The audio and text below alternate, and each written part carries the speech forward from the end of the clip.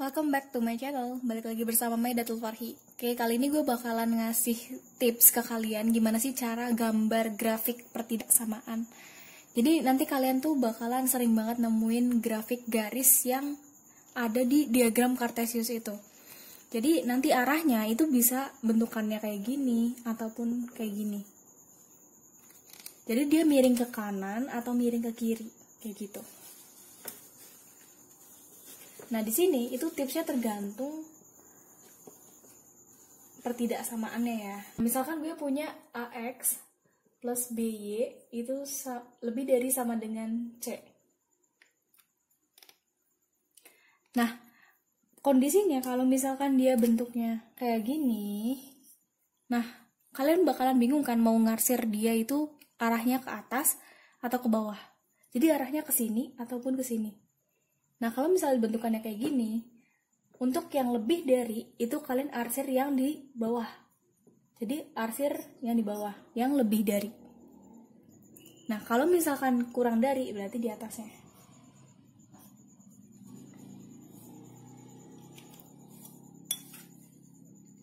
Nah, untuk grafik garis yang bentukannya kayak gini, itu tinggal di sini lebih dari, ini kurang dari. Nah, biasanya grafik yang sering kalian temui itu grafik yang biru ini. Jadi sering banget kan, jadi kalau misalkan kalian ada soal tuh pasti bikinnya grafiknya gini. Ini. Pokoknya bentukan garisnya tuh gimana, kayak gitulah. Jadi miringnya tuh ke arah kiri. Kayak gini. Nah, terus yang merah juga dia bisa ke sini, ke sini. Pokoknya arahnya tuh ke kanan. Kayak gitu. Itu buat nentuin arah arsirannya. Nah, terus gimana sih cara gambarin dari persamaan, terus kita gambar grafik garisnya?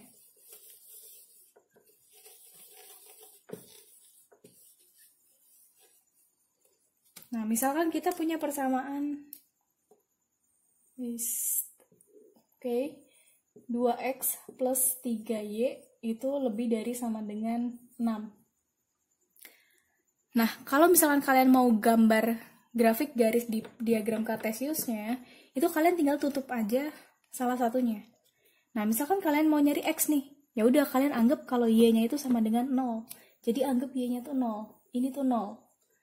Berarti persamaannya tinggal 2x sama dengan 6. Jadi x-nya akan sama dengan 3. Tulislah 3 di sini.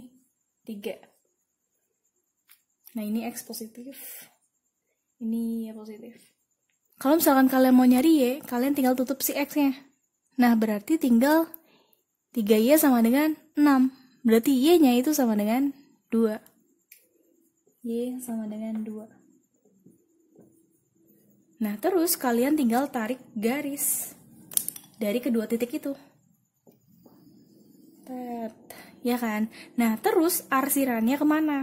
Nah, seperti yang udah kita pelajarin, kalau misalkan bentukannya miring ke kiri kayak gini, nah, berarti lebih dari itu yang ke atas sana.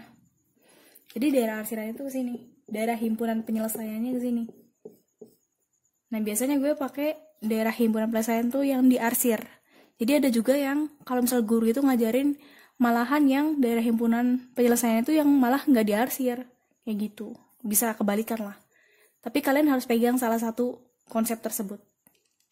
Jadi mending kalian menurut gue ya, jadi kalian bisa daerah arsir aja. Kenapa? Karena kita bakalan ketemu kalau misal kita udah gabungin beberapa garis. Jadi awalnya kalian cuma tinggal kasih panah dulu kan. Nah, terus garis yang lainnya misal ada kayak gini lagi. Nah, di sini kita garis lagi. Tanda panahnya ke sini. Jadi kalau misal ke sana berarti kemungkinan di sini daerah arsirannya kayak gitu. Jadi cuma spesifik di situ, kita bakalan fokus di situ. Gitu. Oke, semoga bermanfaat. Jangan lupa like, comment, and subscribe.